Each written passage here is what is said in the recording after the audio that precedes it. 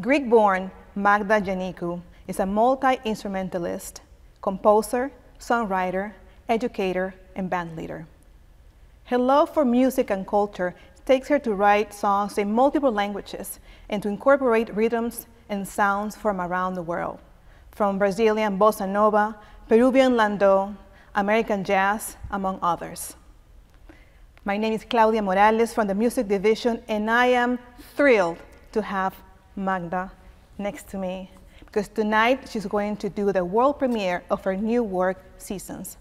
Magda, thank you for being here tonight. Appreciate it. Thank you very much, Claudia. So nice to be here. So nice to be here. So for you watching from home, I want to give you some context. This is 2020, and we were talking to Magda's representatives about bringing her to the library. And then what happened? The world stopped. So it's taken us 2.5 years to be here. And this wait, we did it. We did it. With hard work and committed, we're here tonight. So I'm so excited to have you here, Magda. Appreciate it. Thank you. Thank you so much. So your fans have been waiting for all this time. Tonight you're going to do the premiere of this work that a few people have listened. So can you give us some snippets of what we're about to listen tonight? Yes, certainly. So the Seasons project is a long time thing. We've started about 3 years ago, before the pandemic. And what I wanted to do is, I'm a city dweller. I grew up in a city. I've always lived in a city. But lately I've been yearning for the countryside or nature, or to be in nature. So it's a project of 4 albums that represent each season from the perspective of somebody who's not necessarily in it, but longs for it. It also is tied with a message about the beauty of the natural world and all the inspiration that it has already given us and continues to give us. And how, in order to preserve art, also we have to preserve nature. So it has a bit of an environmental message as well, tied into the project. That's wonderful. As I said before, you write songs and you sing in multiple languages. Tonight's performance has 7 languages, I believe, in the program. Italian, French, Greek, Spanish, Portuguese, English. I think 6. 6? One short, one over. Maybe. So my question is, number 1, are you fluent in all those languages? Well, I'm fluent in Greek, obviously, English, French, Spanish. Those 4 are the strongest ones. But then the other ones I study. I've other studied in the past. I understand what they're saying. I'm also connected with a repertoire of languages, but I don't necessarily speak them as fluently. Portuguese, I'm studying right now, and it's one of my favorite languages. And I've been writing a lot in Portuguese lately, also co-writing. A lot of times I co-write with native speakers. Well, that's amazing. I think it's so difficult. I mean, I speak Spanish, that's my first language, and I also learn Portuguese, but it gets confusing at some point. But yeah, that's interesting. Between Spanish and Italian, Portuguese and French, yes. They are they're super connected. Yeah. But I have so much curiosity for language, and I also think that it's not like you learn it and that's it. It's a lifelong journey. It is. Of curiosity. It is. Yeah. So along with the language, you're so curious and about culture, about other rhythms, about discovering what people do in other parts of the world. When did this curiosity start? When did you start learning and incorporating other sounds into your own creations? Yeah, I think the love for it and the awareness of it started when I was very little, because we had a very musical household. My father is a great music lover. He would play all sorts of music all day in the house. And my mother is a musician and an educator, also super curious about music. So I kind of owe it to them from the early stages of life. I got it's like the exposure to it.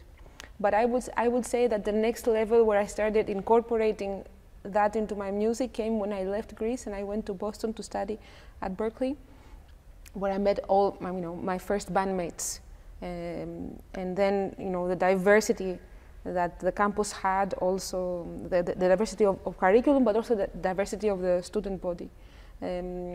there kind of I started really learning and exploring and expanding my musical knowledge. It was fantastic.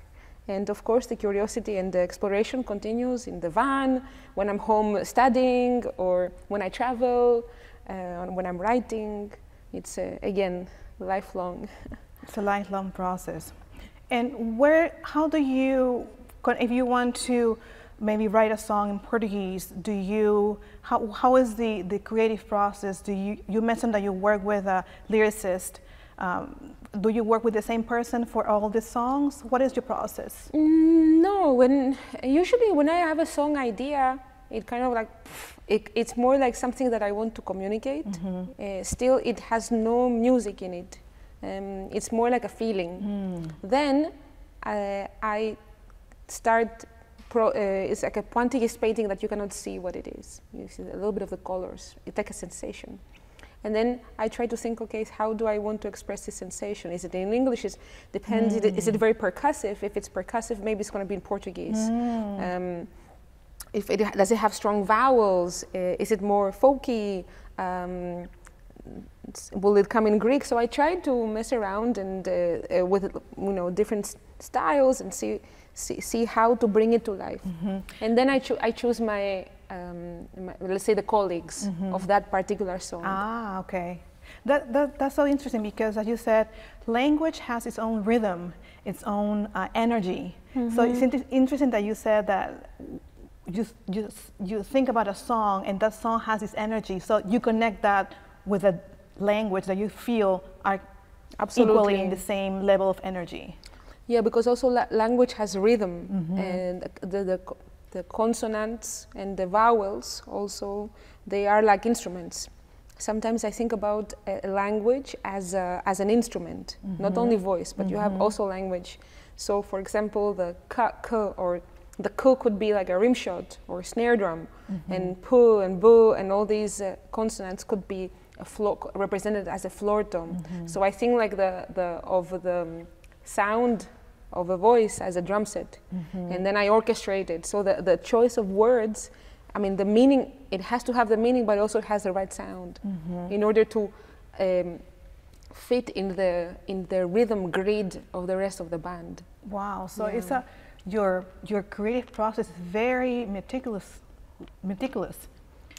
It's like, I would say intuitive too, but if you analyze it, maybe after analysis, I guess. But on the spot, I don't feel think it that way. No. Yeah, it just comes. The song speaks to you. The song speaks to me. Yes, I guess maybe a healthy combination of being intuitive and also being analytical. Yeah, you have to be, because it has so many elements. So going back to your project Seasons, how does that project compares to your latest one, Tigre? Super different. Thanks for asking that question. They're very different projects. Tigre was a lot. It was stacks over stacks. All the band, it's a big community that we have. Banda Magda is kind of 40 people, 50 people all over the world by now. So I like the community and the togetherness. So I try to have everybody in every track. So there, that not only gave the mixing engineer a little bit of trouble, but also you could not hear the personality of each musician as much. And in the spirit of also simplicity, which is something in Seasons, like living simply, seeing also how wasteful we are with our lives, with plastic or energy, just going back to the simple basics. That like it's also my life is represented, because I'm more in that mindset now.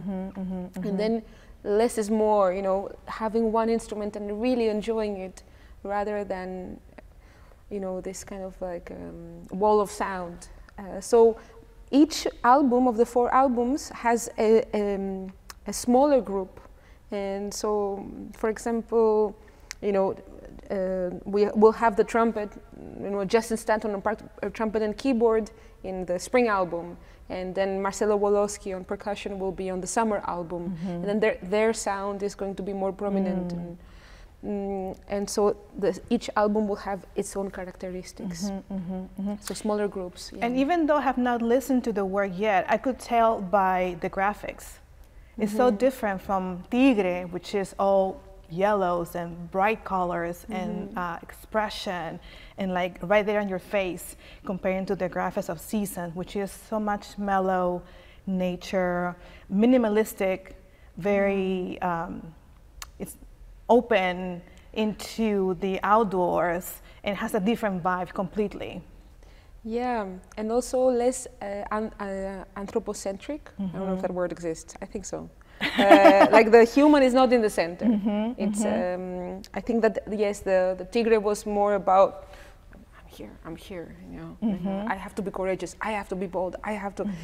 Tigre was more so a representation of the challenges of living in New York. Because I lived in New York for 12 years, and I'm both so grateful to it, but I'm also I couldn't handle it anymore. I had to leave. So it was kind of like plowing through difficulty and perseverance. So you have to be strong. Strong. But this is a completely different thing. It's about softness and space. Yeah, I can tell.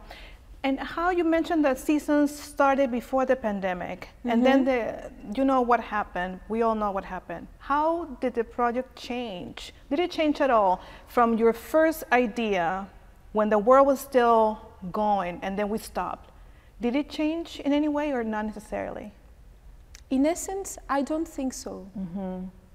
I think what is different is that the circumstances that I had, you know, being at home, or that I had to work differently.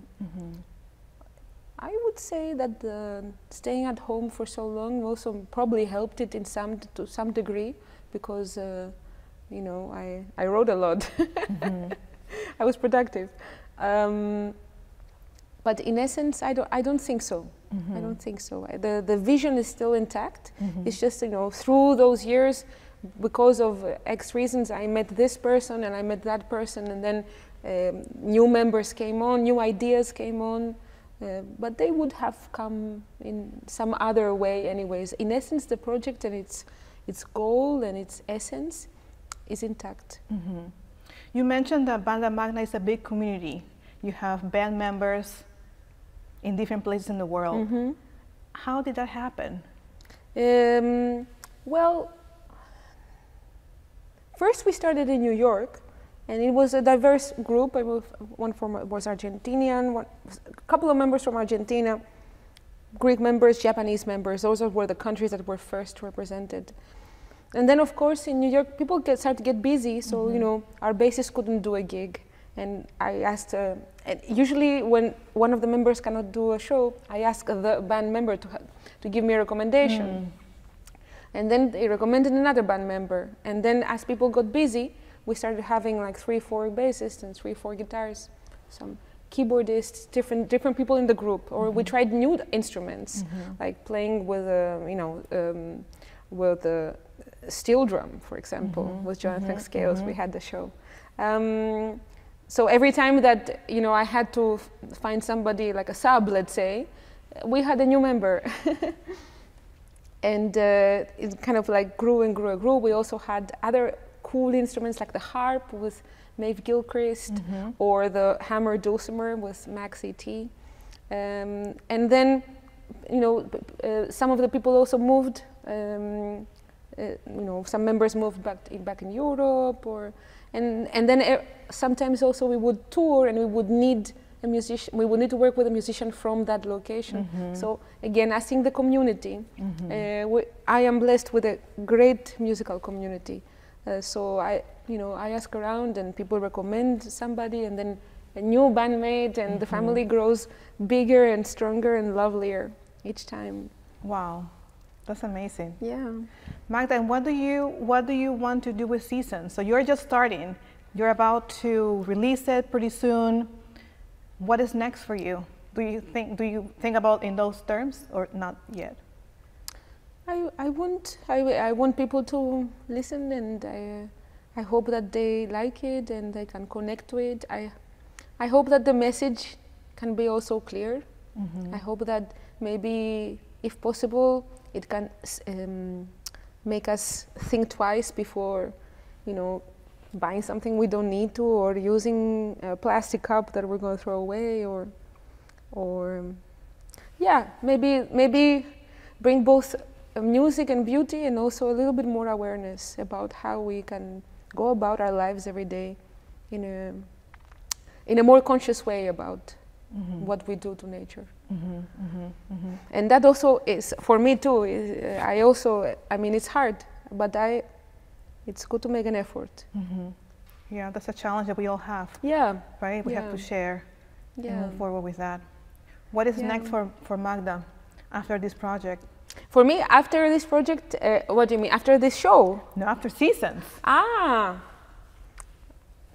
don't know. I don't know if I can tell yet. It's a surprise. But I think I want to do a tribute to a Brazilian composer that I like very much. His name is Dorival Caymmi. And he speaks to me so much. And a lot of songs are about the ocean. And somehow I feel that it's somehow connected to me through Greece and my love for the ocean. So I'm thinking about doing a tribute to this composer. That's wonderful. Yeah. Magda, it's been a pleasure. Likewise. It's been a bumpy road, and we are here, and tonight we're celebrating. Absolutely. We're celebrating coming together. Thank you so much. Thank you, Claudia.